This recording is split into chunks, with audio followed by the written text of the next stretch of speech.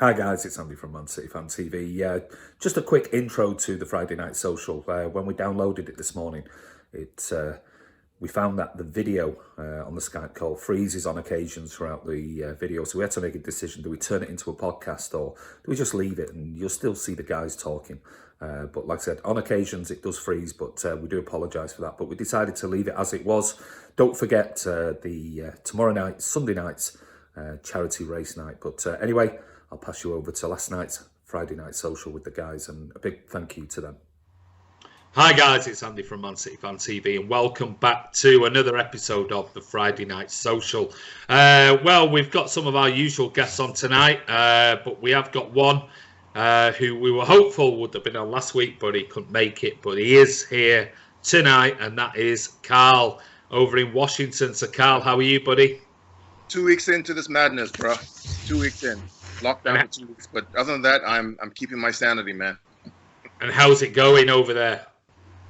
Dude, I guess focus on one day at a time at this point, really. I mean, at home with the kids, trying to work from home, and it's just, it's interesting. I'm learning how to cook, so that's good. Well, I'm learning to play the guitar, so yeah, we all have to set ourselves some goals, I'm guessing. Chris, you're back on. How's your week been, buddy? I'm sure it's been pretty stressful. Yeah, still working, obviously. Yeah, it's a weird situation. I can't even equate it to anything I've been through before. Yeah, you're just coming home at night, hoping that you haven't caught anything and pass it on. So, yeah, it's quite a stressful time. When I'm getting in, you know, doing this what I can with the kids, and then talking to the missus and have some adult time. Not that kind of adult time. And when she goes to bed, yeah, just trying to watch or listen to more light-hearted stuff, like the second best podcast in the world, which is Athletico Mints. But yeah, that's pretty much what I'm doing. Brilliant. Martin, how are you, buddy? Not bad.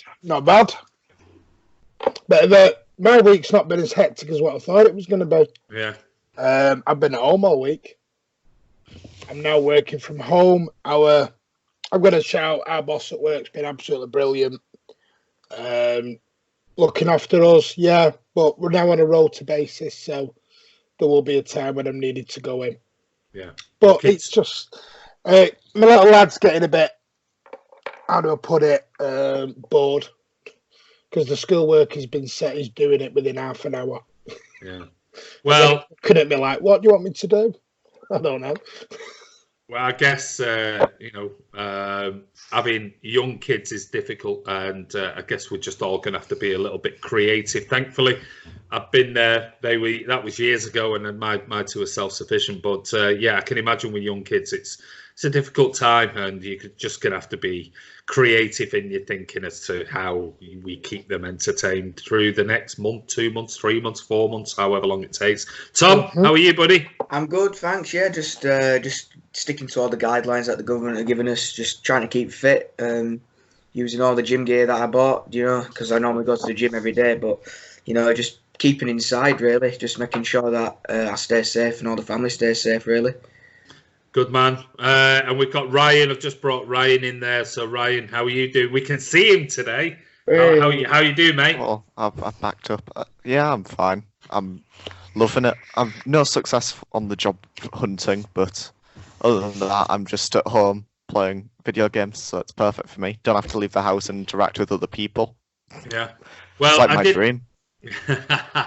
Well, I did ask everybody. I asked them earlier today. I said, if you do get a chance, and I know some of them have been at work and busy, I did say, what have you been doing on a Friday? If you've got any videos you want to send me, I asked them to send them to me about how they're trying to occupy themselves. So what I'm going to do now is I'm going to show you just a couple of videos and how we are on the channel trying to occupy ourselves in these difficult times. So over to the videos. Hi guys, well yeah, it's Friday. We're on sort of day 4 of the restrictions. I'm just in the back garden getting some sun, but I'm going to go for a walk. My wife's not been out the house. I'm the one that's had to nip out a couple of days and get shopping and bits for for my family and for relatives who are actually in isolation for 14 days because they've just come back from Argentina. So they're in their 70s, so they need food and things like that. So yeah, I've been out a couple of times this week and tried to do what I can and help them out. But yeah, I think it's about time we go for a walk because we haven't been for one yet. It's just been back garden and tidying up and things like that. So yeah, I can't wait for my walk.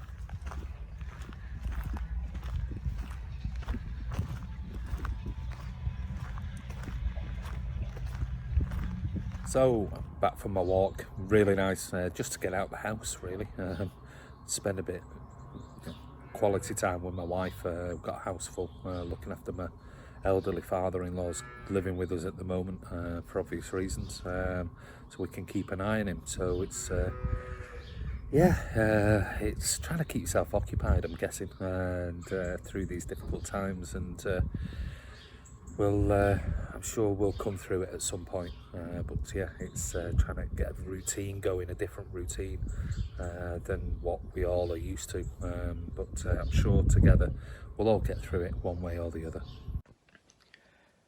Hi guys, it's Tom here. Hope everybody is staying safe and well. Quick shout out to all the NHS staff and all the key workers. If it wasn't for you guys, this country would be in a completely different place, and it'd definitely be for the worse. You guys are keeping this country going at this moment in time. Such a tough time. You're helping the government pull through these tough times, and this virus will be going quicker than we anticipated if you keep your hard work up and we keep listening to the guidelines. So everybody just needs to stay inside and help the superheroes out there who are saving this country from it being even worse. So great effort from all you guys who are doing all you can to help people and make sure people are getting back to full fitness as quickly as possible. You know, it's great. For me, it's day 4 now of lockdown. It's been beautiful weather, so it's been allowed in the garden. Just been doing quite a lot of garden work today. I did a fitness workout this morning, just making sure I keep healthy still, even though we aren't allowed to the gyms and outside that much. It's good to keep healthy, you know. A little bit of a workout in here. I've just been on the cross trainer just as you speak to me now, just finished. Did a bit, like I said, I mowed the lawn this morning as well. And it's just a case of just making sure you keep active and entertained, because if you get bored, then, you know, it's hard in these situations, I know, because you're stuck inside, but it's just a case of making sure that you're keeping yourself entertained.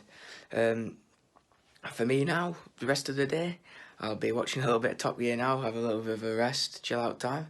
And then I'll be planning for the Friday Night Social tonight, making sure I make a few notes. Obviously not as many as Ryan, because Ryan is the statistic king of Man City Fan TV.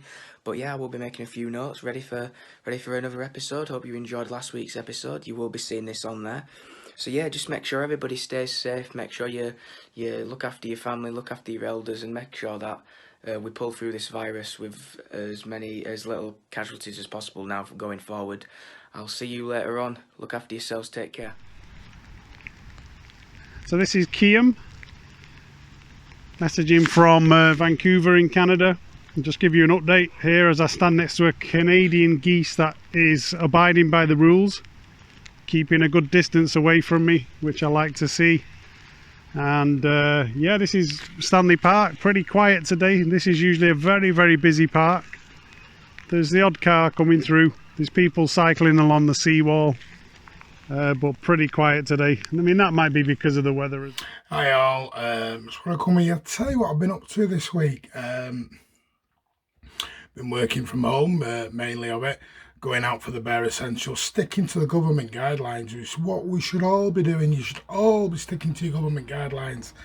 My kids are doing the work that they've been set, whether it's college work, school work, university work, they're all been set. Found that a little bit hard, not being able to say their girlfriends, their boyfriends, things like that, but the thing that's harder, I think, is the weather. It is lovely, gorgeous weather, and we're all told to stay inside. Still going out getting the one piece of exercise, but it's making sure you're sensible with it, and you're going out and you're staying away from everyone, so you're still staying in your family unit, but you're going out having that fresh air, that one piece of exercise that you do need for your mental state as well. And that's what we've been doing this week, is getting out, distancing ourselves from everyone, and having half an hour to an hour outside, But making sure you're staying safe, you're staying that 2 meters apart. But other than that, yeah, at the moment, same, normal, enjoying it, but still working hard, which is the main thing. Partner's still been at work as well. She's a key worker, so it's about having good family time. Look at it that way, but still working hard, but remaining safe. But at the moment, nice pleasant week. It's different. I can't see my family at the moment. Can't see my mum, my dad, my sister, which is unfortunate. But got phones, making sure my children still speak to their grandparents, which is a good thing as well. But yeah, no complaints at the moment other than staying safe. Please stay safe. And I just want to say a big thank you to our NHS and all the key workers that are doing a fabulous job at this country right now. Doing what we do best. Hashtag together. Let's make sure we do it. But please, NHS, stay safe. All them key workers that are going out in the world at the moment, especially in England, stay safe. Thank you so much from the bottom of my heart from everything that you're doing. You're doing a tremendous job. And let's crack on with the Friday Night Social, shall we? Okay, so we've got some topics tonight around football that we're going to talk about, and in particular City, but we're going to come to that shortly. And what we're going to do is we're going to talk about just some of the latest headlines that have happened over the last week since the last Friday Night Social. So what were your thoughts on the first topic about Premier League clubs this week? Was announced, apart from Sheffield United, going after Manchester City, and I'm gonna come to you first, Chris. Quickly, what were your initial thoughts when you read that? Oh wow! How unsurprising. They were just talking about a bunch of vultures, really, aren't we? They're trying to pick at the carcass. Football's a business. It's all greed. They're basically at the minute is only City and Liverpool who are guaranteed top 4 spots. Teams like Arsenal, Man U, Chelsea, and Spurs, I think I can add into that. This isn't aimed at fans, but as clubs think they're entitled to, be in that top 4, and grazing on all the money, mate. So it doesn't surprise me in the slightest. Like I said, I think the vultures. The whole thing seems to be with City is that we're depicted as the evil in the good and evil story. Yeah. And there's a hell of a lot more to the story than is reported. And it's only really City fans who know the in-depth about it, because we're the ones who are interested in to know what's going on. Whereas, you can see it on the vlogs and things. You get these idiots coming on, cheaters this, cheaters that. It's a lot bigger story than one club cheating. This is about amalgamation of clubs who are trying to basically paint us as the bad guys, when in reality we're not doing anything probably different to anybody else. And our financial stuff is out there for everyone to see. I find it incredulous, really, but unsurprising, mate. Okay, well, thank you for that answer. I'm going to move Tom in over here. Karl, from Washington, D.C., you've obviously been reading a lot of articles over there, because obviously you're reading the same stuff we're reading, really, because everything at the moment is online. So what are your thoughts when you read those articles, which were covered by literally everybody earlier on in the week, that apart from Sheffield United, the big clubs, the Uniteds, the Liverpools, things like that, were suddenly petitioning to make sure that City were definitely not going to be in next year's Champions League? What were your thoughts on that? Well, 2 things. I think the first thing is that it just shows how afraid they are of the City group and the Abu Dhabi group in particular. If you're not afraid of anybody competing against you, you wouldn't do that. They're not doing it against Aston Villa or Norwich. No, they're not. They're doing it against Man City because they know that this reign of supremacy in the Premier League will continue if they don't stop it. But it's shameful. It's absolutely shameful. There is no honor anymore in football. There's none. And the reason why we love the game was not only because of the way the game was played, but just the joy of the game itself. And these folks are just killing the game. I mean, I understand United trying to do it. I understand Liverpool, the usual suspects, the Americans, basically. This is how they operate, right? If they can't be on top, they try to pull you down and disgrace. This is what they do. Arsenal, American, Is this something that you obviously living in the States? Is this something that is the norm? This is win at all costs. This is what happens, right? There's no honor, right? It's all about profit. It's all about winning at all costs. It's all about looking for a way to pull down your enemy or your perceived enemy. So it doesn't surprise me. What I'm surprised at is Wolves, right? Because guess what? If they start challenging for the league, guess what's going to happen? FFP is going to come haunting. It's going to happen. I'm surprised about Burnley. Are you kidding me? Right? I mean, these are clubs where they should be looking at ways in which they can allow investors to invest in their clubs, but they're not. Yeah. And then the media, Andy, the media wants to pick winners and losers. That's what they want to do. And as far as they're concerned, it doesn't suit their media brand or their media outreach to have Man City win year after year after year. It doesn't suit the brand. And so I'm not surprised either which way. We just need to just keep on focusing on ourselves, doing what we can, and move forward. Okay, I'm going to come to Martin next. Martin, your thoughts. I'm going to ask Tom, and I'm going to certainly ask Ryan. Just a slightly different spin on that particular question. But Martin, what were your thoughts when you first heard that? Or read it, I should say. Well, like the others, not surprised. I suppose from the way they're viewing it, to play devil's advocate a minute, I suppose the way they're viewing it is City have been charged with something at the moment, and the way they're viewing it is they shouldn't be allowed to be in next year's competition. Because let's get right, they're basically saying this coronavirus should not stop us.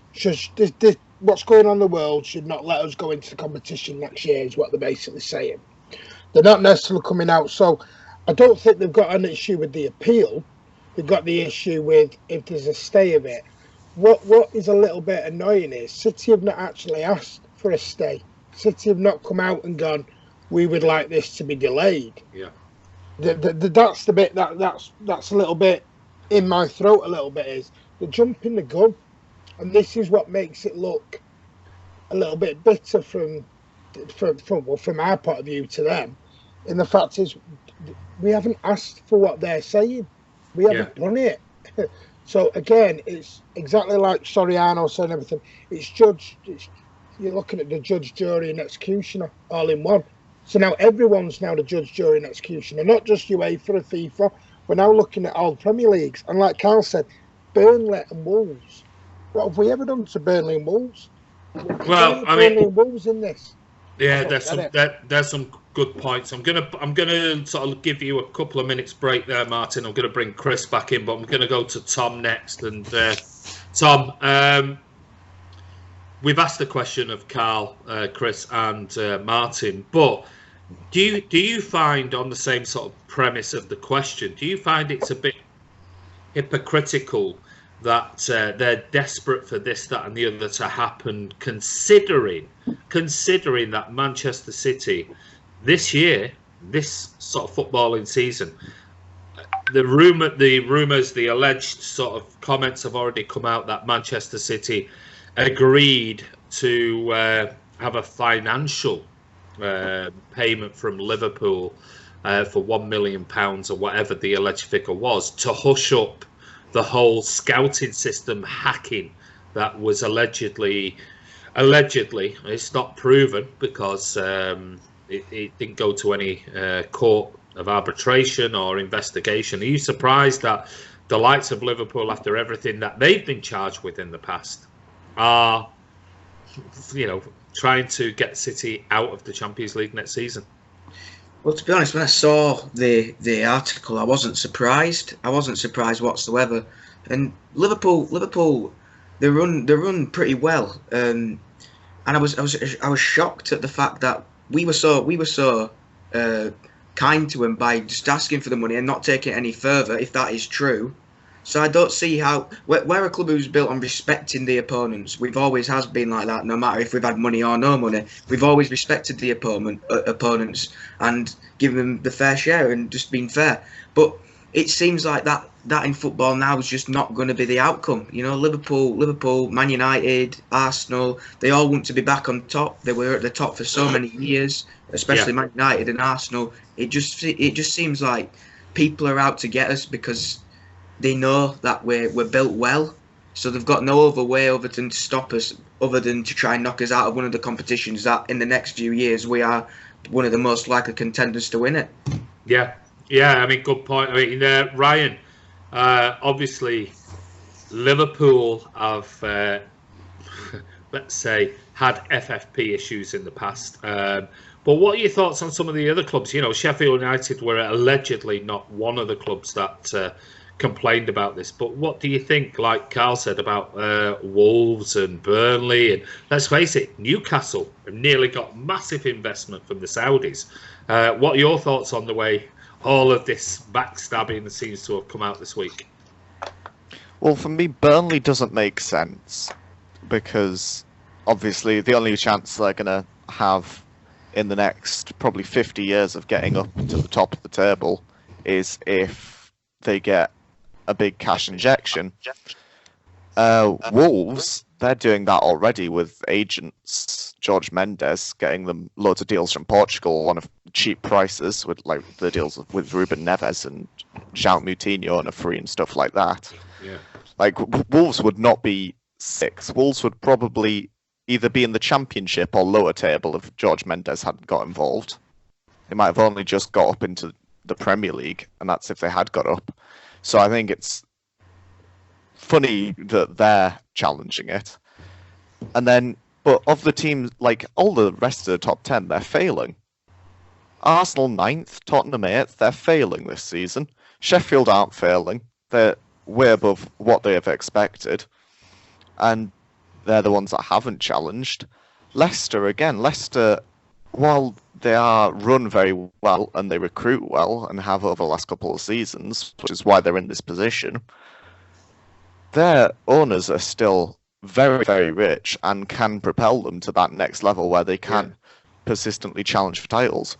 But they can't do that because of the rules in place now. Joel just came from Chelsea. But Chelsea also don't like us for doing pretty much exactly what they did, just 5 years later. Yeah. And then Liverpool will just be bitter. They've had 30 years of failure, so what are you expecting from them? Well, we know they'll come back at you and go, well, hold on a minute, we've won the Champions League. That is we've won the Super Carabao World Cup competition, whatever it's called. It's not even the Super Carabao, it's the Super Community Shield. It doesn't count as a real trophy. I know, but they think it does. But anyway, moving on. Karl, there's been a lot of rhetoric in the media this week, which is quite surprising considering the current state of affairs around the world. And I understand journalists have got a job to do, but certainly we've had one journalist, Melissa Reddy in particular, who we know is very pro-Liverpool, coming out writing articles about we should be resuming here and we could be resuming there and Liverpool could fit this into this, and it was all versed towards let's just get Liverpool over the line and really sod everybody else. What are your thoughts about the way the media this week? And I've only mentioned one name there, and that was just reading her article. What are your thoughts about the way media are going about this? Well, here's what I wrote back to her. I saw the tweet and I responded to her. And you know me, I'll respond, right? I said, what is wrong with you? People are dying. The world's economy is falling apart. And you talk about football, right? You talk about getting back to the Premier League. Maybe until somebody in your family gets killed by coronavirus, then it's going to finally hit you that this is not the time to talk about the league getting back to action. I mean, Andy, people are dying. And people are in New York. I mean, people are in America. 1,000 people are dead. Over 1,000 people are dead. Yeah. Almost 100,000 people are infected. We haven't even hit the top yet. And we're talking about the return of football. I mean, this is not the time to talk about the game in terms of returning back. You can talk about, okay, we've done a great job, Liverpool done a great job, Man City have done well, what could happen if you come back in terms of Champions League, whatever. But don't talk about fixtures returning back anytime soon. It's not the time. Yeah, we understand from it. I mean, I do, because obviously I've spoken to journalists quite a bit. You've seen the vlogs I've done with the likes of Jonathan Northcroft and others, and it is a difficult time because we know that there's going to be nothing much to write about in the footballing world. And there was a tweet that went out today, and I haven't got it. I wish I might. So if you're watching this now, and I have managed to find it, I will show you this on screen in this final edit. But John Cross posted something today about it, talking about football and returning dates and things like that, and how hard it is for journalists at this moment in time to, not talk about return dates. And I said, well, you know what? It's about time you started all getting creative. And you know what? At this current time, we're separating the wheat from the chaff. The good journalists who can write good articles and creative articles, rather than those that are just talking nonsense. Well, to piggyback on that, Andy, there was an article I saw. I think it was some, I can't remember his name, but he wrote about when City get back, what changes would Pep Guardiola put in place? Would he play Kevin De Bruyne on the right back? Would he play Sané in a different position? Would he play? I saw that article and it was really, really, really good. Yeah. Why can't they take this time to think about creative ways to write? Instead of calling for the league to come back. It just shows, again, to your point, the wheat and the chaff, right? Those who are true journalists and those who are what I call fanzine writers. Yeah, and it is. I'm going to come to Chris. Chris, what are your thoughts just on that particular point? And Chris, can you just lower your volume a bit on there? Sorry, mate. Is the brilliant? Cheers. What are your thoughts on that point I just made about the journalists creating this sort of storm around, still going on a week later about, oh, this needs to happen and this needs to happen, and we still don't know what's going to happen yet for everybody, for humanity. Well, I think the media's are full of Liverpool sycophants and supporters, aren't they? And they have been waiting 30 years to lift a trophy. And now, Andy, me and you, at our age, if you told us that when they won the last trophy, you would never have believed it'd be 30 years before they'd win again. They were like what United were. They were the dominant force, wasn't it? So, and I was saying to somebody else the other day, when I lived in London throughout my 20s, and I met more Man U and Liverpool fans in London than I did any other London club put together. So it kind of shows you that for the media, for Liverpool and Manchester United to do well is the best thing, because it means they sell Sky dishes and they sell newspapers. So this, for Liverpool to be champions, is a good thing for them. They're the darlings, we're the evil. We have to just live with that. Unfortunately, there aren't enough journalists out there who want to speak the truth. We got Martin Samuel and the odd couple of others, but generally it is drivel. And to be honest with you, I don't read many of them. I refuse to read The Sun anyway, so that's my thoughts, mate. Well, I mean, don't get me wrong, I'm not just saying that. Apart from Martin Samuel, who obviously is one I tweet quite a lot, all his articles, that makes a lot of sense. There are some of the good journalists. I was listening and reading to Daniel Taylor was doing a live tweet along on The Athletic the other day, which was very interesting, all about City and about trying to answer people's questions. I had to come off it because of business stuff, but I don't know whether he replied to me or not, because you can't. That's one thing for The Athletic. I'm not sure you can go back on and see what the original conversation and discussion was like, but it was actually very interesting by Daniel Taylor, so big thumbs up to him. But I'm going to come to Ryan first, and I'm going to come to Tom. Ryan, we've seen the lower leagues, the very lower end of the leagues, cancelling and null and voiding the season. I can't really see that having an impact on the Premier League, but my initial thoughts to you are, very quickly, what are your thoughts at this moment in time if you were part of the FA, the Premier League, and money didn't come into the equation? Money didn't come into the equation. On parity and being fair, because let's face it, if I was a Liverpool fan and we haven't won the league in 30 years, I'd be really wanting the season to be finished. But likewise, City not winning the Champions League, because that's all we get thrown at us. We could quite easily, potentially, win the Champions League this year. But where do you stand? Should it be null and voided right now if money wasn't an issue? Wow. See, I still want to see it finished, Okay. but I think that's more just kind of like, because that's what I thought was going to happen, as I said last week when the Euros got postponed for the year, that they were going to hope that it started to kind of regress in the couple months' time, and then start of June going into the summer, just try and get out the final, like the rest of the games in the summer, and then maybe start a bit later in the year. That's what I thought was going to happen. I still think that's still probably what they're going to try and do. That's probably what I think they should do. Okay, well, I'm going to bring Martin back in a minute. I'm going to go to you, Tom. Just on those last couple of questions there that I did ask was, let me just bring Martin back in, and I'll put Ryan up there. We said about the reporting by the media. We said about the fact of complaining about City still being in next year. And we said about nulling and voiding. So if you could just sum it up in a minute, your thoughts on those three sort of points, that'd be great. Well, for a guy who wants to go into sports journalism, reading a lot of these journalists' articles is quite offensive, really. Really? In a time like this, you don't need to have debates on whether the league should be finished or whether Liverpool should get it.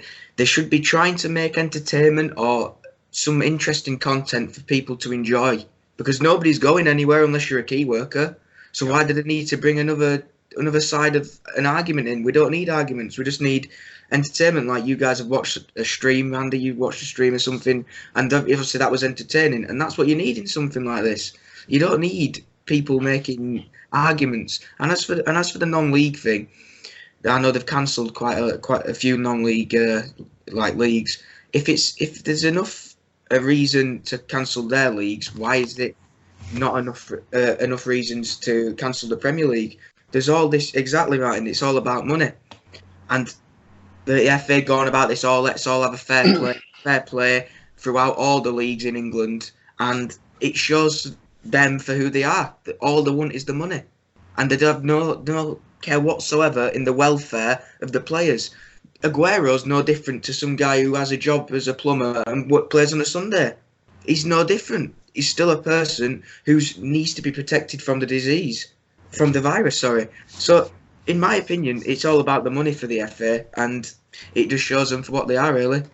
Well, I mean, it's not just Aguero as the example you made needs to be protected. It's the people he might come into contact with that need to be protected. So, and this is the conundrum that we face with this type of viral infection. Is it's not just about us, and it's about who we could potentially infect as well. So, right, interesting points. Right, we're going to move away from sort of the whole coronavirus debates about journalism, things like that. I'm going to go back to a little bit of silly stuff because I think that's more interesting than talking constantly about the journalism, the state of journalism, certainly what we read in the UK. So I'm going to go to Martin. I've brought you in first, and that is, what was yours? And we're going to keep this just to a minute each for everybody. What was your favourite Man City performance this season?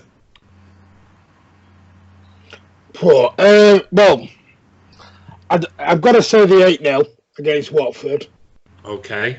I even though we didn't play well, to win any game 8-0 is just tremendous. Yeah. You don't see many 8-0 games every week, do you? It was at home. It was under the sun. You know, it was just good. And I'll be honest with you, we didn't play extremely well that day either. But it was just Watford were very poor, and it was one of those games where we actually, for the first time this season, and which is quite amazing, we were actually clinical in that game. Because this year we haven't been as clinical as what we have been in the last 2 or 3 years. Yeah. So I'm probably going for the 8-0. Yeah. Okay. Brilliant. Right. I'll go to Chris. Chris, your favourite game so far this season? Well, I think there's a choice of 3, but on the 8-0 game, I don't know if I've told you this before. Two lads in front of me came in with 20 minutes gone, 4-0 already. Really? Yeah, and then they went for a pint at half time and missed the 5th as well. Serves them right. Yeah, essentially, when they come back, you never learn, you know. So What was his name, Manga? no, it was far younger. My favourite, I think, because that was on my list as well, but I think is the first leg of the Carabao Cup semi-final against United. I think we genuinely played really well in that game. Should have scored a lot more for taking the chances, and the second leg wouldn't have been as nerve-wracking. But I think that's our best performance. I think that was on a par with last season and the season before, but there haven't really been many games that have been other than that. It's interesting. I'm gonna just bring Ryan in for you, Chris, since you've answered that question. It's interesting. You say that, you make that comment there about highlights of the season. It is a little bit difficult, and that's strange for City fans, because normally we could, the last 2-3 seasons we could pick 7 or 8 really easily. So I'm going to come to Tom. Tom, what was yours? Well, I'm going to go a bit more recent to the guy. Well, it is pretty recent. The Real Madrid game away. I thought we absolutely dominated them there. To go away to a team like Real Madrid and play them off the park was quite unbelievable. And especially losing one of your best defenders in the first 20 minutes and still managing to turn around a result. I thought we played absolutely brilliantly, and I thought that was the best performance we've had all season by far. Okay, Karl? Yeah, for me, I think it was the first half against Arsenal, the Kevin De Bruyne show. I watched it this week, a couple of days ago. Was that 3? Was it 3-0? I mean, it was just amazing to watch this guy in action. It's just beautiful, man. It's just, that game for me was perhaps one of the best, apart from the Real Madrid game that we played, the first half especially, 3-0. Yeah. Okay, Ryan, Statman Ryan. Hey, we'll get him on BBC Radio 5 Live if it breaks us. Statman Ryan instead of what we were talking about. Called Stato. No, we'll call him Statman Ryan. We've got Statman Dave. He's our Statman Ryan. Go on. I'm probably going to go with the 1-0 win over Leicester. I was thinking 6-1 over Villa, just because their fans were absolutely devastated, and that was funny. But I'm going to go with the 1-0 where Gabby got the late goal. Yeah. Villa off the bench. Villa fans have really this season. They've got it from City fans. They've totally disliking for Villa. They've totally put their foot in it this season, haven't they, with City fans? Why, Andy? Why? Disliking What's the history between Villa fans and City fans? Just for my education. None. Nothing. They've just been a bit. It's the fact we haven't won a European Cup. That's the only reason. And there's been nothing in previous years with Villa fans in particular. Nothing that I can remember, sort of serious stuff. It just seems to. The fans this year, every time we've played them, have just been absolute tools. Absolutely horrendous. Down at Wembley, we got so much abuse, didn't we, guys? We got so much. Yeah. Wembley in particular was. Yeah. I don't go to games. No. Oh no, you don't. Sorry, Martin. Sit at home.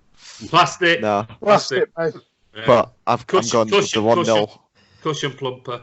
Yeah. The 1-0 over Leicester after Aguero missed his penalty and everything. Okay. All right. But Gabby got the late goal to get the winner. It was a tight game, so I enjoyed that. Okay. What minute was that? How many yards out was it? What was the speed of the shot? Just wondering. He'll tell you in about 20 seconds. Did I ask everyone that question? You didn't answer. No, I didn't. I wasn't going to answer the question. I wasn't going to answer the questions. Watford. When it comes to goals scored, the best goal, I was thinking more along. I would answer that one, but the 8-0 Watford, the Real Madrid performance, and I agree. Who said United? The one, Chris. That performance in that first leg was absolutely phenomenal. I thought we were superb that particular day.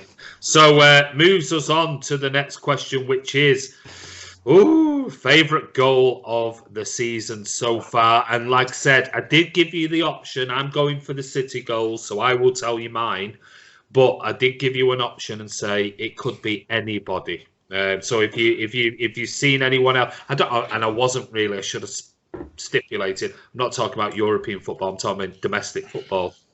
So ideally the Premier League. So if you want to stick with City, that would be great. If you don't and you've got somebody else, then feel free, because I know we can talk about Son and we can talk about all sorts of things. But right, we're going to bring in for this one. Karl, you're going to go first, then I'm going to bring Chris in for the next answer. This is a hard one, man. This is a hard one. I haven't really thought about it deeply, but I keep going back to that goal that Kevin scored against Arsenal over the top when Gabby pulled the ball back, and he used the top of his foot to kind of cushion the ball. That was that's what I can recall, for me at least, as a fantastic goal of the season. Oh, and the one against Newcastle. So, it's on mine. That's on my list. So right, 2 good goals there. Kevin De Bruyne is the common denominator in both of those, Karl. So Chris, what were your thoughts on the best goal you've seen? And like I said, it can be City, or it can be any other in the Premier League. I scored a great one in the back garden the other day, mate. But we did see it. Mine was the video. I don't think Chris did it. Shut his eyes. No, my favourite is the Kevin De Bruyne against Newcastle. I thought it was absolute worldie. I jumped around like a loony when he scored that.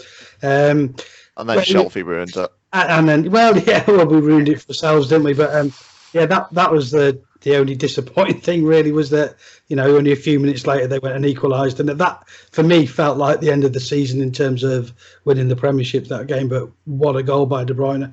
And I don't think there's many players in the world who could have controlled the ball like that. It was just fantastic.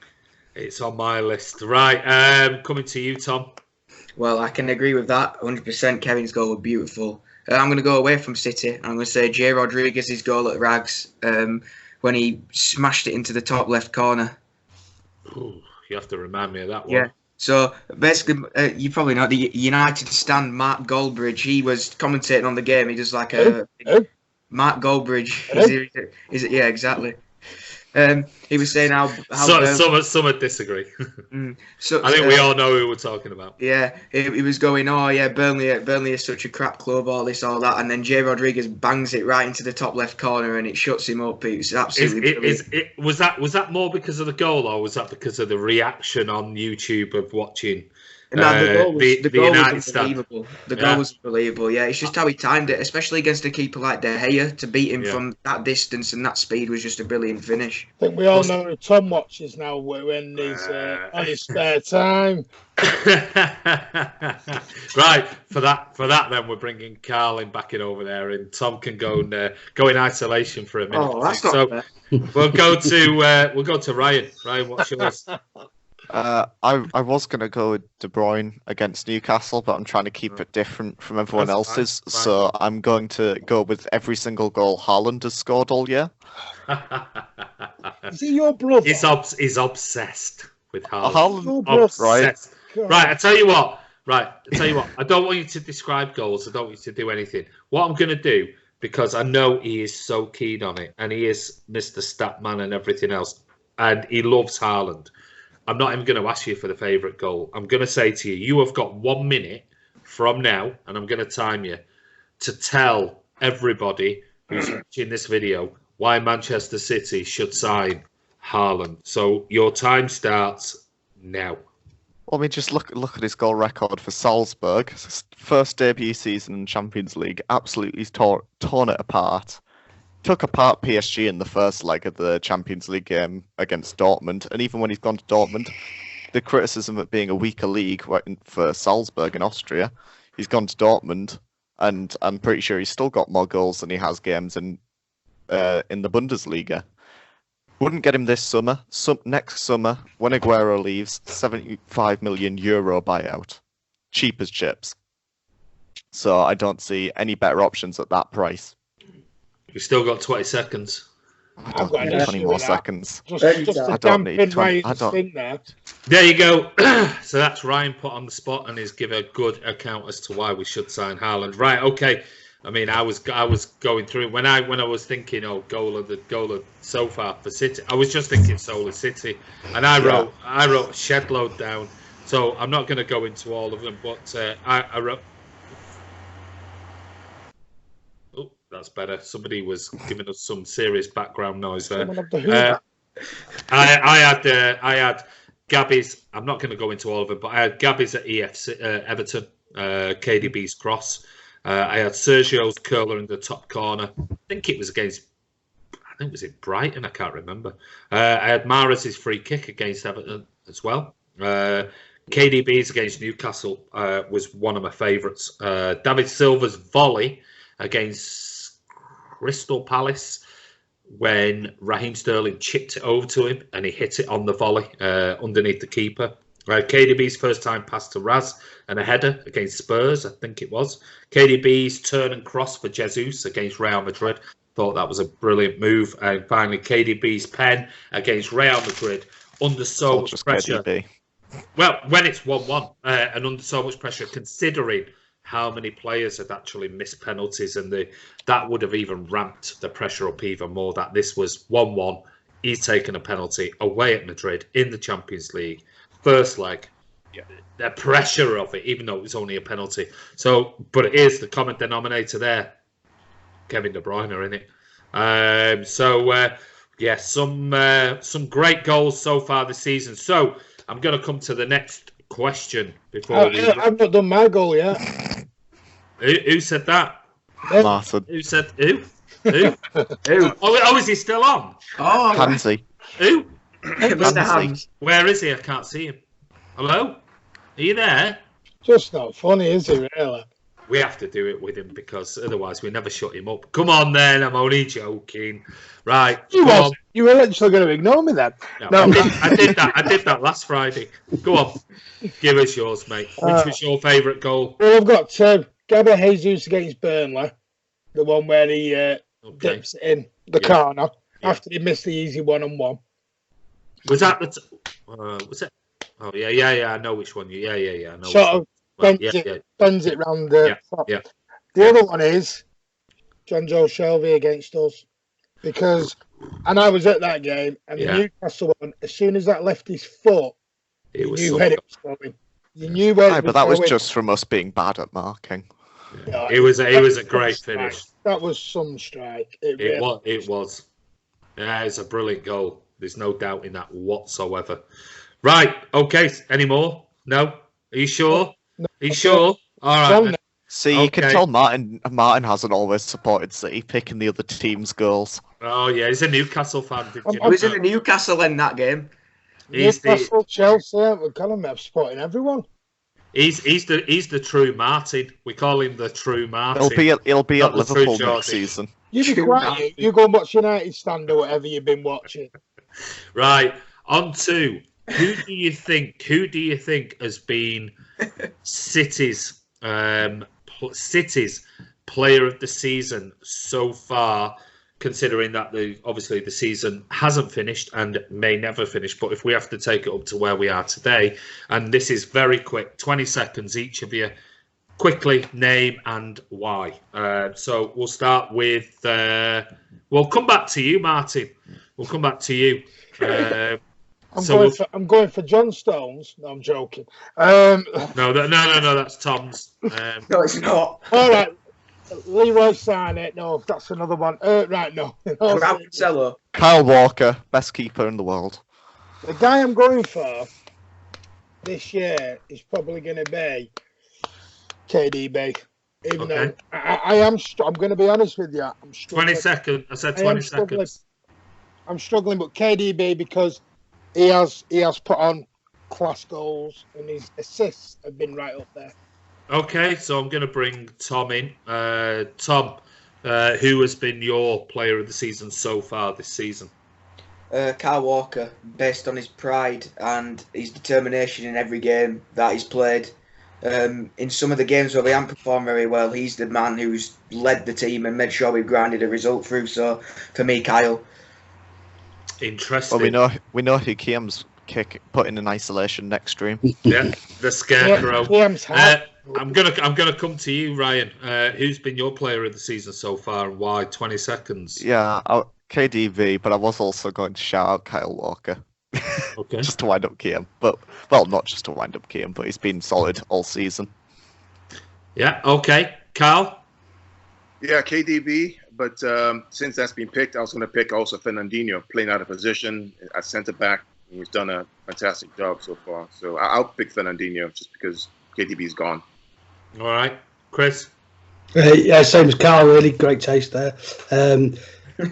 KDB is probably the best player in the country and pulls out moments. But Fernandinho, 100% every game. You know, playing out of position, looks like the best centre back we've got. You know, what a guy. Yeah, I mean, I must admit, if I had to pick, I think I've said it on previous vlogs. If I had to pick a player right now, as good as KDB has been in certain games, and I've seen him having some not so great games, I think Fernandinho has been exceptional, playing as a centre back out of position, his age and everything else, and I think he's been superb this season. For me, if I had to give it to anybody right now, for me, it'd be Fernandinho. But hey. Who would begrudge Kevin De Bruyne with all his most? Kyle Walker. I mean, I think a That's massive fair. shout. And listen, I would have, for me, it would be that close Fernandinho and Kevin De Bruyne, and that close underneath them would be Kyle Walker, because I think he's been exceptional in the majority of games, even though as a team and as a unit, we haven't been where we were in the previous 2 seasons. I think those 3 players have been right at the top of the tree this season. So my next question to you all is Premier League Manager of the Season. So I'm going to come to Karl. I'm going to come to you first. Who do you think deserves, if it was to Martin? Martin, are you still there? Yeah. Yeah. If I'm just checking you were still there. Premier League Manager of the Season so far. If you had to choose one. For me, it's clearly Chris Wilder. There's just no doubt. Sheffield United, Chris Wilder, the job he's done with resources he's had, the way they play, I mean, it's just exceptional. That's Chris Wilder for me any day. He's done a really good job, hasn't he? I mean, I know when I did my predictions at the beginning of the season, Sheffield United were in my bottom 3. Shows you what I know about football. And I had Villa up in the top 7 or 8, and look at the way it's turned out. I think he's done all wonderful. Why? Is it just solely because of their position, or is it to do? No, it's not just the position, Andy. It's the way they play. I think apart from Liverpool, they've conceded the least goals. Ryan, correct me if I'm wrong. Sheffield. Yeah, the way they play, the energy, the passing patterns, the bravery. I mean, just a really good team. A really good team. I like the way he coaches, his energy. I like him. I like them. They're good. They're a good watch. Okay. Second least with 25. Liverpool have 21 against, and then it's Leicester. Yeah. There you go. He was right. Yeah. Good shout. Tom, I'm going to come to you. Yeah, well, Chris Wilder was on my shortlist of good managers this season. He's done a great job there. He seems to be getting a lot of the pundits, commentators, blah blah, the neutrals. He does seem to be getting a lot of the votes. Is it really fair? I don't know, but you might say Klopp. Yeah, Nuno Espirito Santo at Wolves. Before the league's obviously been stopped, they were in 6. You know, they were struggling at the start of the season, near the bottom of the relegation zone. They've beaten us twice. You can't deny that. They've 2 great performances against us. So I think he's just a great manager, and once again, he's got them pretty high up in the table. Future potential Man City manager? Who knows? You know, he's a good manager, but I don't think he'd able to take that next step up to Champions League level. I think he's got his unit there of his players, and everybody understands his philosophy. So I don't think from after Pep, I don't think he'd be going back down rather than going up. Fair point. I'm going to come to you, Statman Ryan. Klopp. I mean, and no one can complain at this, because all City fans have done, like the last 2 years when Pep has won it, every single year when it comes to manager of the year, and someone suggests like a different manager from a club that's got pretty high up the table that is usually lower down. All we've done is complain about time Tony Pulis won it and time Alan Pardew won it instead of Pellegrini and Mancini. And even though I predicted Sheffield to come bottom, Klopp has won the league. The manager of the year should go to the manager who has coached the team that has won the league. That's who it should go to, really. I wouldn't be giving it to Santos because I think Bulls have underperformed this season. I think Bulls they're realistically challenging for top 4, and they're only 6th. Wow, that's a big call. I mean, I'm going to bring you in a minute, Martin. Martin, I'll bring you in a minute. We can hear Martin in the background. This guy. I'll bring you in a minute. Ryan, I think you made a good shout out there. No City fans will hate it, but yeah, I think you made a good objective argument there with regards to we have complained and said the Premier League manager of the Premier League winning manager should ideally be, but anyway, it's all up for debate. I'm going to come to Chris. Yeah, I think it is between Wilder and Klopp. I think if you're going for the underdog, then you'd go for Wilder. Obviously, he's done a fantastic job. And Klopp, like I totally agree with what Ryan said. When Mancini and Pellegrini won the leagues and they didn't win manager seasons, I was we went mental, didn't we? Yeah, absolutely. And for Liverpool to be so far ahead, you can't take it away from it. I think Klopp probably does deserve it with a special mention to Chris Wilder. Yeah. Well, my answer is exactly the same as yours, Chris. My answer is, I think, for what Ryan said, as much as it pains me, and it does pain me to say it, it is... I'd have to say where they are and so far ahead, and deservedly should win the league this season. Whether they will is a whole different story. But yeah, massive shout out to Chris Wilder. I think he's done an amazing job this season. Martin, come on! You've been like an angry bulldog in the top corner. Here we go.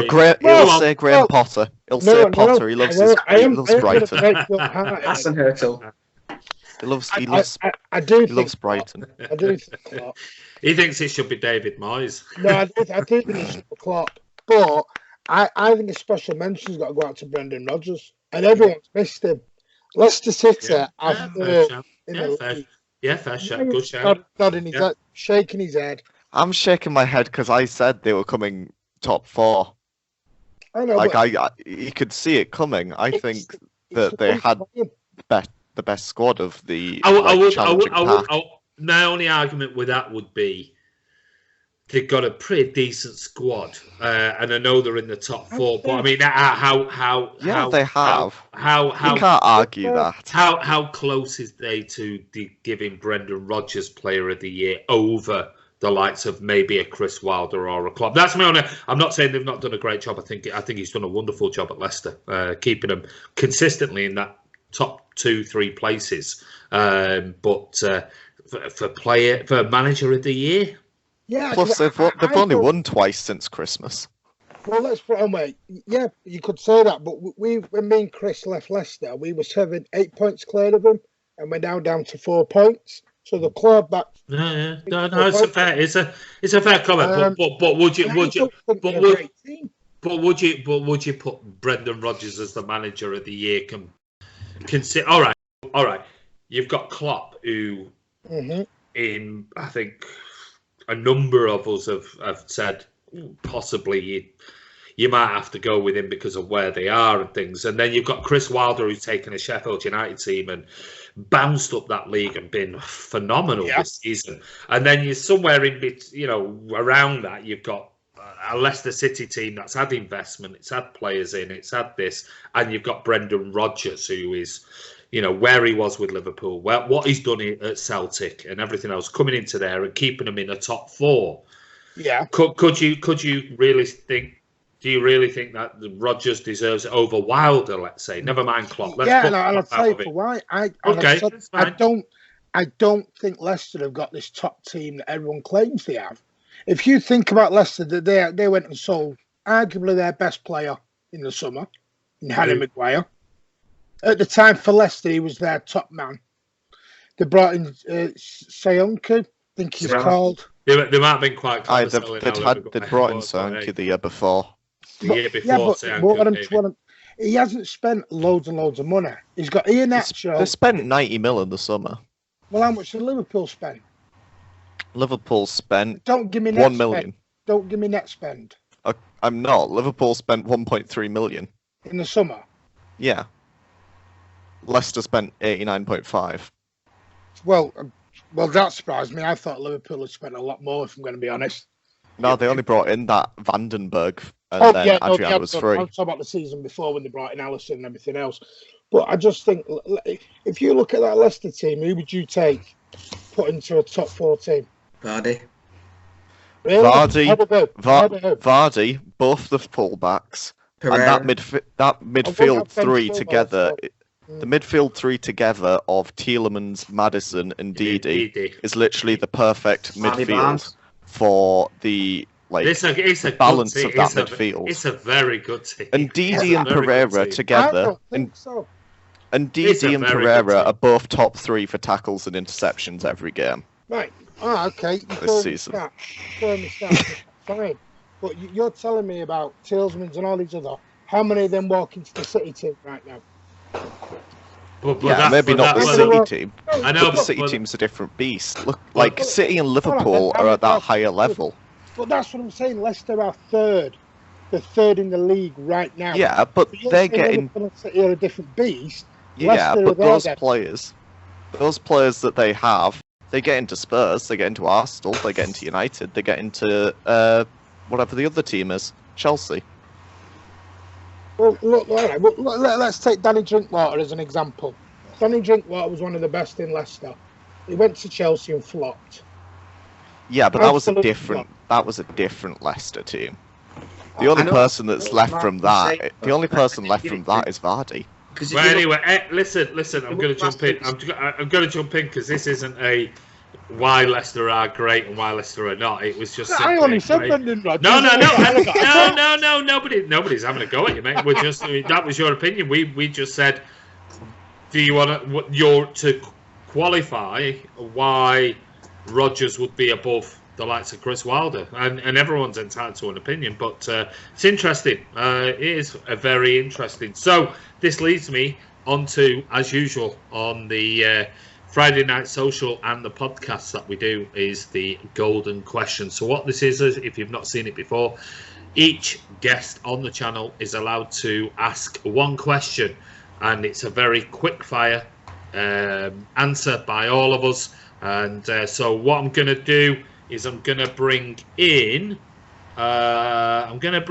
Ryan for Chris now. And Ryan, you're going to go first with your question.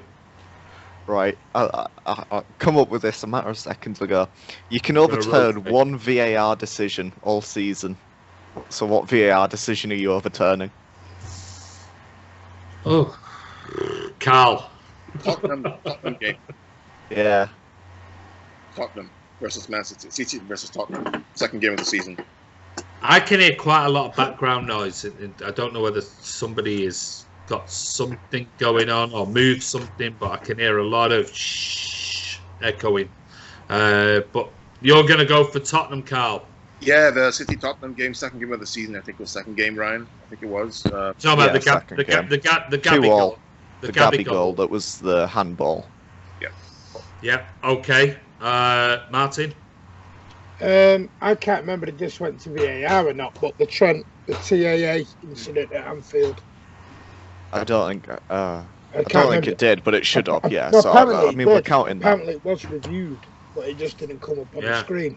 Yeah. Because now, if you're going off what Mike Riley says, every incident is reviewed. It's just not always shown, shall we say? That's the rule, apparently.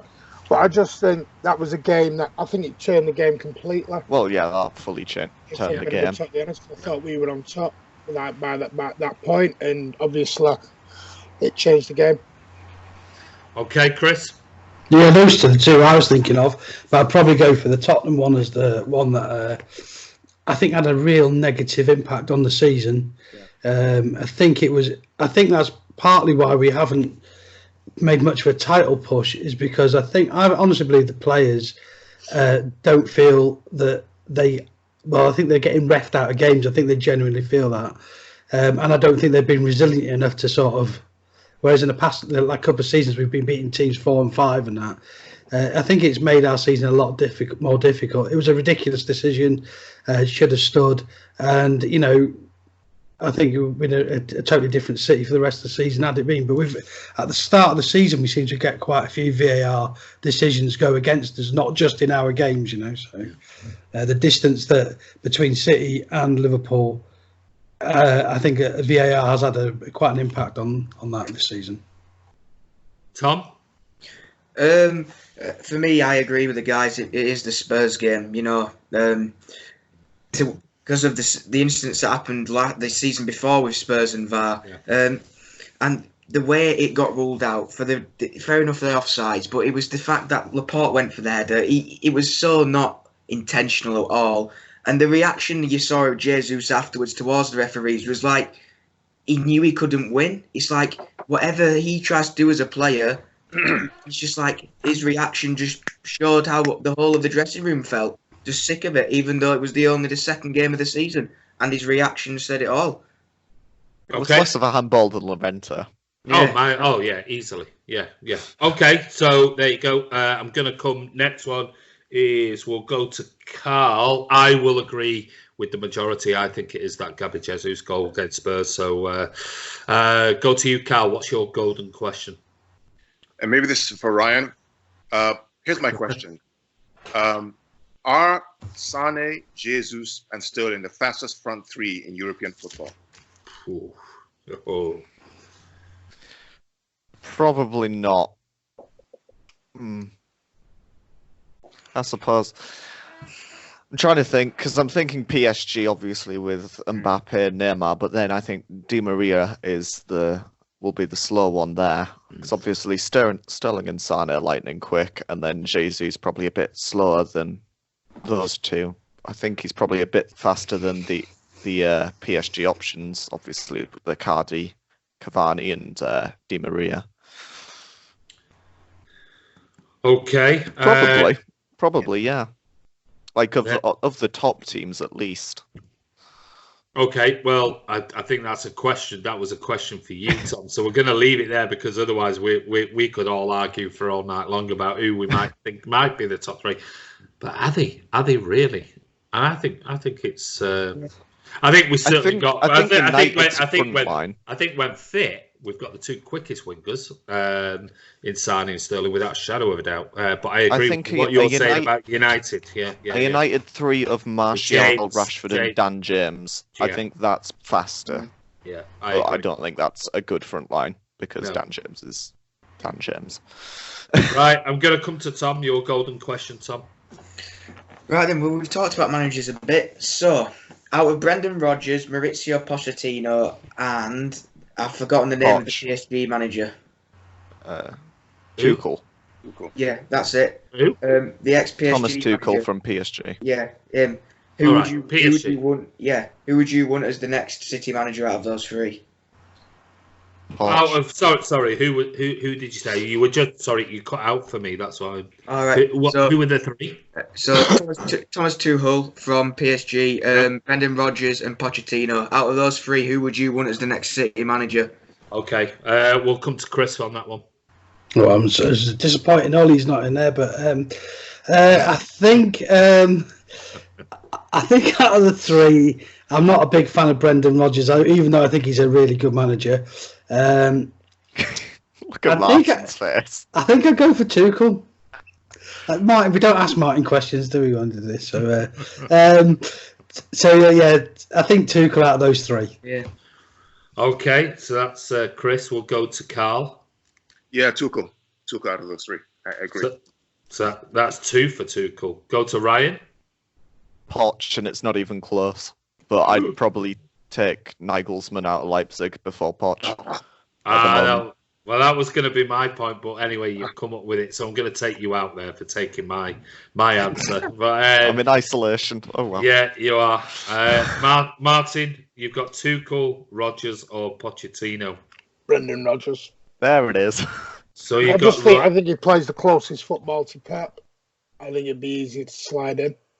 Interesting. I'm gonna have to go with Martin on this one because I would have took Nagelsmann, but I was only given 3 options, so I would possibly take Brendan Rodgers out of those 3. Difficult. I would, but he's an unknown in the Premier League. Yeah, well, I mean, Pep was an unknown in the Premier League, wasn't he? So I don't know. Difficult question. Wow. Hard one. So we're going to come to Martin. You're next with your golden question. Here we go. Here we go. I want you to use your head, not your heart, on this one. Strap in. Are you sure it's not your head, not your hands? It's not one of those vlogs. Or your trousers. I'm wearing shorts today, thank you. What's that? I'm wearing shorts today. All right then. Will Pep Guardiola sign a new contract, and why? Ooh. Whatever your answer is. And I want your head, not your heart answer. Oh, okay, Chris, you're up. I don't think so. I want him to. I really, really want him to. But I don't think he will. I think being City manager's had taken more of a toll on him than any other team. I think he's going through some pretty rough times, and I think the negativity that the press throw at him every week, shitty questions every week. Sorry for swearing. I think he might just, if another big team, maybe a Juventus come in, and maybe he will go off to another country to spread the Pep way of playing. Okay, come to Karl. I think he will. I think he may not be 3 years, maybe 2, but I think he's going to stay. I really think so. I think so because I think he's up for the challenge with City. I think the fact that he's been under so much pressure from the media, especially, and the disrespect, I just think he wants to prove that he can win both the Premier League and the Champions League again. And I think that the whole City system is built for him. For Soriano, the board, it's all there for him. I think he stays. Okay, over to you, Tom. Yeah, I think he's going to sign another contract, like same with Karl. He's got everything behind him at City. He's got the facilities. He's got the support from the board. He's got the support from the fans. His players love him. I think and obviously he wants to prove to the media who give him countless grief week in, week out, stupid questions like that one after the FA Cup final, countless and countless more questions, just saying to him all the time. I think he just wants to prove him wrong. I think you can see in the celebrations of the Carabao Cup, he celebrated more than ever before because he wants to prove to the media especially, that he is the best manager that the majority of the Premier League's ever seen. Okay, I'm going to replace Tom with Ryan. So Ryan, what's your answer? Yeah, I think he'll sign again. I don't think it'll be a long contract. But one thing I could see him maybe requesting is, I don't know if this would be before the next contract, but maybe asking if he could have maybe a year's break and then come back, which would be very interesting to see what would happen in that situation. But I think it is the sort of thing that he would like, because obviously he took his break after Bayern, and after he's had his stint, he likes having a break. My comeback to you right now is currently we are on a break. I know a lot of it is being done by Skype. It's been done by social media, WhatsApp groups and things, because I've been listening to players at Premier League clubs today saying we're just keeping in touch and we've got our programs, and most of the conversations are being done via our media teams and WhatsApp teams, and we have a weekly briefing with the manager and things. And we've seen David Silva today post from what looks like back in Las Palmas. He's there and things like that. So this is an extended break, which is an opportunity to, not got the pressure now to be full on every week briefings and things like that. What if if football doesn't resume until, let's even say, September, October time? That's going to be a 6-month break, which means that a lot of the work will be done in-house, as in the players are training at home. because they can't come together at this moment in time or the foreseeable future. You've got fitness programs, you've got weekly briefings with the manager, you've got weekly or daily even with the fitness teams, you've got everything. Players are pretty much on a break, psychological break, because let's face it, the breaks are more psychological as well as physical. And for managers, it is very much psychological breaks, like Pep needed that year away in New York, and he needed to get away from. Will that have an impact? Thinking, hold on a minute here, maybe if this didn't happen, maybe Pep was thinking, one more year and that is it. I am just done with this because I need a break. 6 months break, 8 months break before football resumes without the intensity of the media, press conferences, the pressure of everything. Will this 8 months, 6 months, 8 months recharge his batteries? So he's thinking, I want to right all the wrongs that have been done against us with UEFA and everything else. And is that good news? I don't know.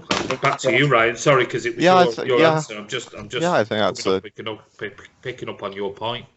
Yeah, I think that's a great point. Depending on how long this lasts, because I think obviously the intensity that he's been at for the last couple of years, it's gonna really burnt him out, especially with the pressure of this season.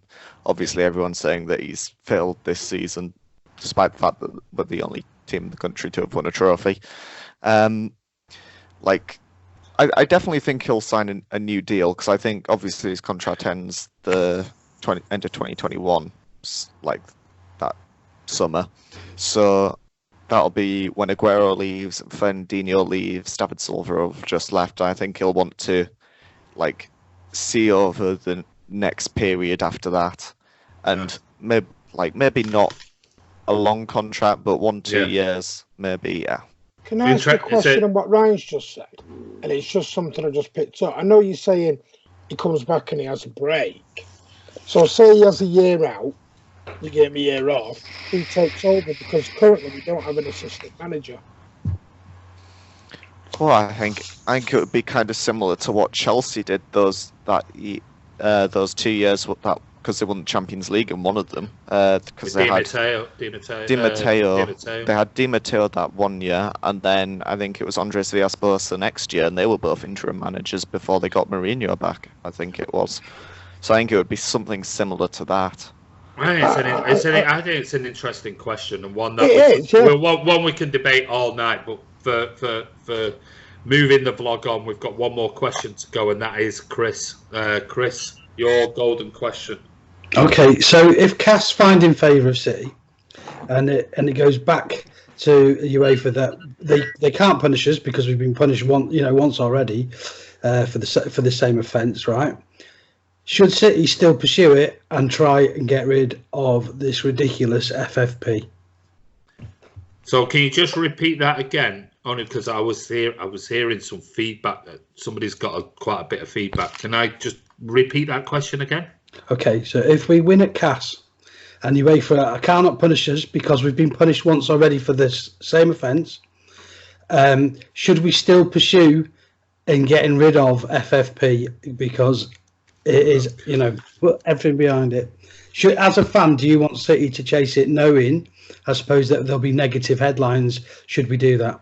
So even if we win the appeal, we should still be doing everything we possibly can in the appeal with CAS and everything else to get rid of FFP and do everything we can to force what? Are you talking about forcing UEFA into the European courts on FFP?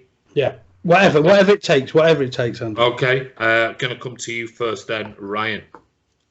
Yeah, definitely. We should definitely be going after that, and I think that's exactly what we would do in that situation. I think it's what the owners want from this situation. I think that's the best case scenario is we get cleared and then we go after them and get rid of this, because it's not what they say it is, and it's just designed to keep clubs like us down and keep any other clubs that want to progress down.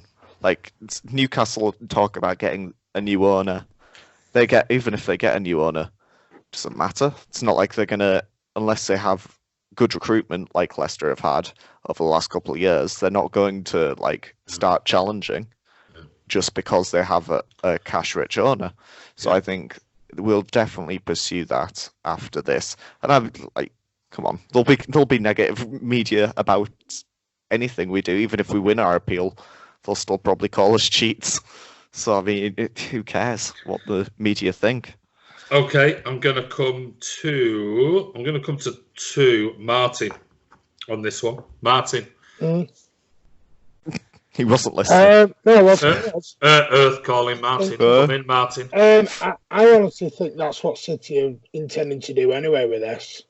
I honestly think this isn't just about going and getting our appeal up or our ban overturned.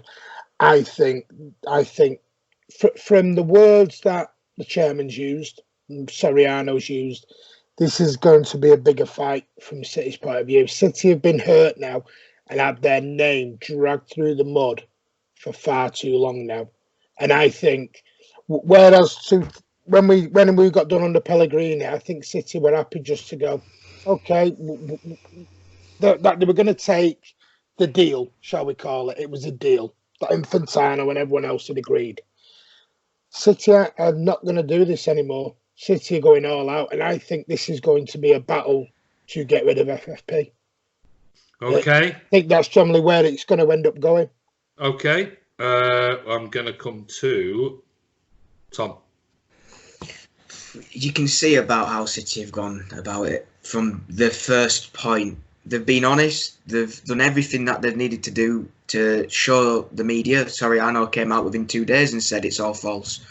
To be honest, I think they're going to take him down. Like Martin's just said, the FFP rules, I think, will go after this CAS review when we go to court with them. You look about like when Pellegrini was in charge and that situation, they sort of like you just said, they accepted it, but it's as if they want to not only take UEFA down, take all the clubs that have doubted us as well. The clubs that have put this appeal towards us getting kicked out of the Champions League, your Arsenals, your Burnleys, your all the ones apart from Sheffield United. It's sort of like City want to prove to the whole world that we've been targeted against something that we actually haven't been a part. Well, we don't know that yet because we have to say that because if we have to be objective about the whole thing. I mean, City are claiming, and I'm sure most of us agree that we believe what they're saying. Oh yeah, but we don't know until everything comes out in the wash. No, I'm just thinking from the owners directly said to us fans that it's false. So I'm just taking what they've said. But like you say, Andy, you're right there. It could all be them just trying to sweet talk people into believing them. But I do believe that we will go and we will sort them out. Well, I hope we do sort them out. I love the way he says that. Sort them out. Finally, before I give you my answer, Karl, your thoughts? Yeah, I think that either which way there will be FFP 2.0. One, because of the City CAS appeal, and two, because of Corona. The way football was before Corona is not going to be the way it is going forward. So either which way, FFP has to change from the current structure that it's as in place. So that's how I see it. So either which way, it's going to change. Whether we win or not, it's going to change. The only way some clubs can actually survive is if they have direct funding from their owners, unless they go away. Now, is UEFA ready to take that coffin on their head, say everybody who has an investor cannot invest in their clubs, even after this crisis, when governments are investing billions in corporations and companies? Yeah, it's done. The FFP, the way we know it today, is dead. It's going to change, which is a good thing for us because I think the way we come out of this will be looked at in a different way. I'm with you on this, Karl. I think something will change. I can't say how it's going to change. I do think FFP will either be abolished or it will be FFP 2.0, whatever it wants to be in the future. I think we've already heard Ceferin saying the likes of, yes, we have to look at it in the future. We realise that the old system potentially has areas for improvement and blah, blah, blah, blah, blah, blah, blah. What makes me laugh is it will be very interesting. Don't make me laugh, because it's not something that I really want my club to be in, or any club to be in, or any owner of a club to be in, is the fact that they're now under discussions. There are talks, there are seeds being planted about billionaire owners investing in other clubs and helping out to, lower league teams to survive this coronavirus outbreak. And the hypocrisy and the irony of this it don't make me uncomfortable, but it makes me very uncomfortable with the whole FFP issue.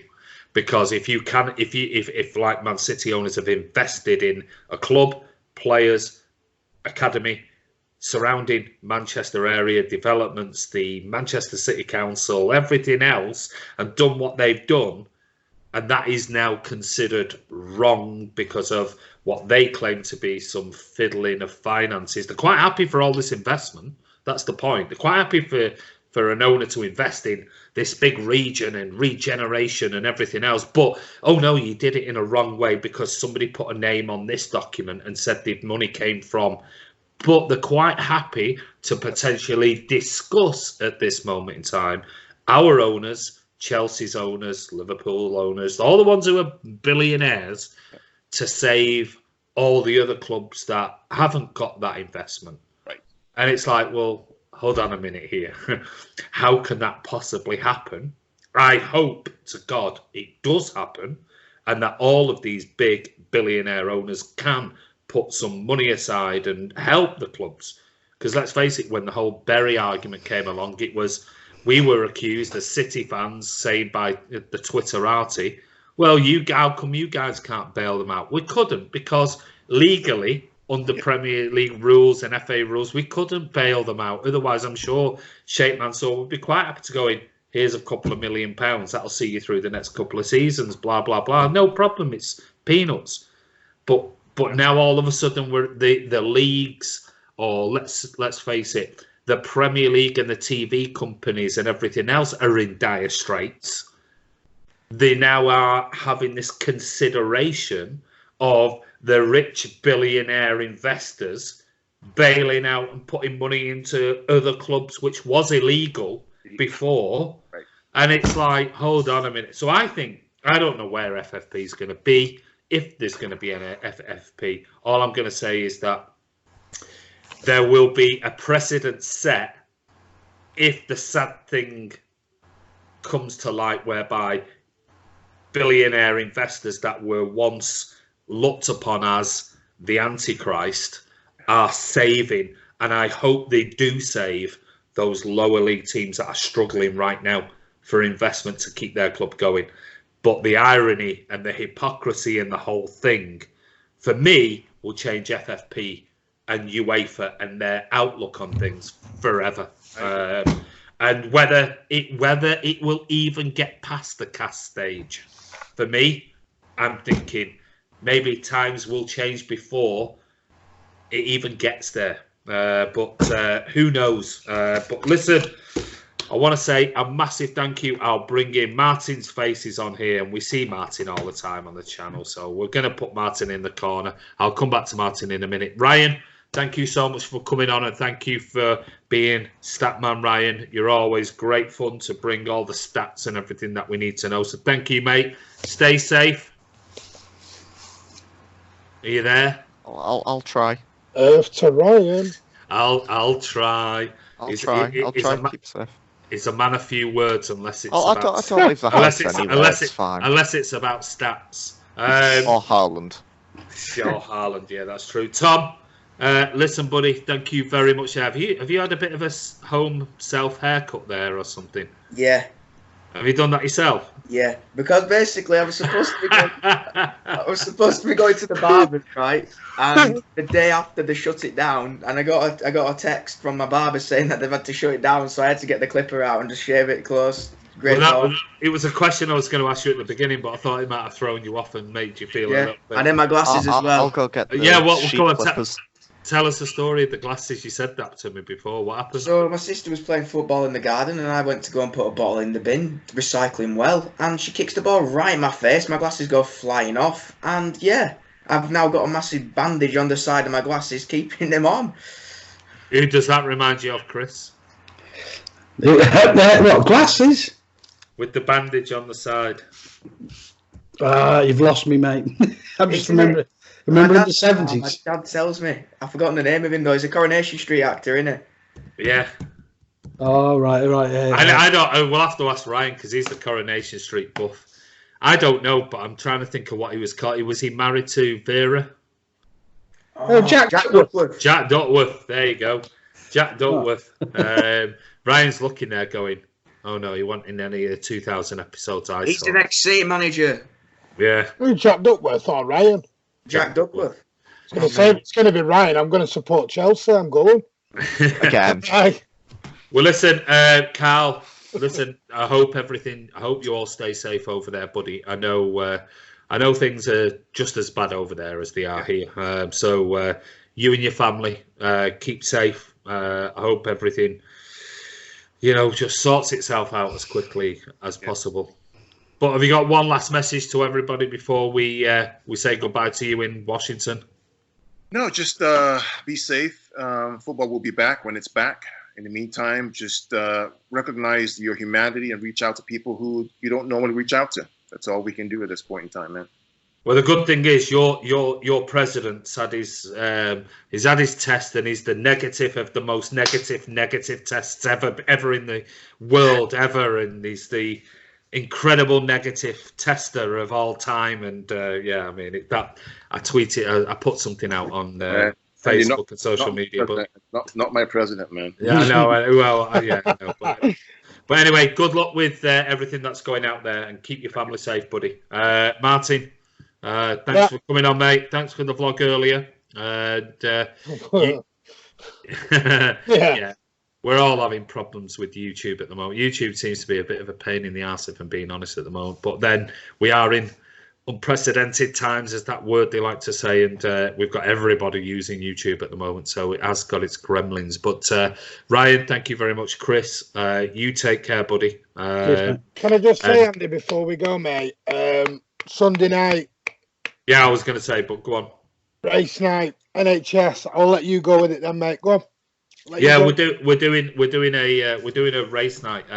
It's something that me, Martin, and Kiam spoke about about 7 and 10 days ago when all this started kicking off, and we're going to do a race night, charity race night. It's going to be virtual racing. There is absolutely no gambling involved because we can't do that on the channel for obvious reasons. So we're going to do this Sunday night. It's going to be 7:30 p.m. around that time, kicking off, and everyone can come along. You can pick your horse, you can bring your kids and things like that if they want to join in, if you've got different accounts and things like that. It's absolutely safe. It's got a very low rating on virtual games, so there's no betting involved or anything like that. It's just a little bit of light-hearted fun, something that the family and everyone else can get involved in. We will be making a donation on the channel to NHS Manchester Charity Foundation on behalf of the channel to help, albeit only a small donation, but it'll help support everything that's going on at the moment. There will be a super chat available, so if anybody wants to, they don't have to, because it's like I said, there's no money involved changing hands or anything like that. But if people want to donate, we'll take all of any contributions, we'll add them up when they finally come in, and we'll post what has come in, and we'll post that to the same charity as well. So it is going to be the NHS Manchester Charity Foundation that we'll be doing on Sunday night. Come along. It'll be a bit of fun. It'll be an hour or so's light-hearted, away from Sky News and everything that's going on. And there will be a prize for whoever wins the most races. And there will be, whoever comes top, there will be a prize from us. You don't know the prize. Is it a bog roll? Is it a bog roll? That's why I'm excited. It's a bog roll. 9-pack. It's a 9-pack. No, we don't know yet, but there will be a prize for the winner that comes from us. But as I said, we'll be making a donation to the which we'll post on the channel live on Sunday night. So we're going to do that to support all the NHS staff who are doing an absolutely wonderful job in the UK, and I'm sure over in America, I'm sure your healthcare workers. Do one of them for Ryan. Yeah. Yeah. And yeah, we'll get Ryan in there. He's doing his little. There you go. We'll and it's not just the NHS workers; it's all the people who are frontline staff on the roads. I mean, even today saw the guys collecting the bins and things like that. You know, people who are having to go to work on the front line. We do appreciate it. We really do, and these are different times that we're all going to have to get used to. So, if you want a little bit of light relief, 7:30 p.m. GMT in the UK, it's virtual racing and. Come along, have a bit of fun for an hour and a half or so, and take your mind off what's going on in the world, even though times are difficult. But I want to say a massive thank you to Martin, Ryan, Karl, Tom, Chris. You're all superstars. We do appreciate it. Thanks for coming on. This is Andy from Man City Fan TV. This is the Friday Night Social. Ryan's giving his thumbs up. And Look at all those hands, Martin.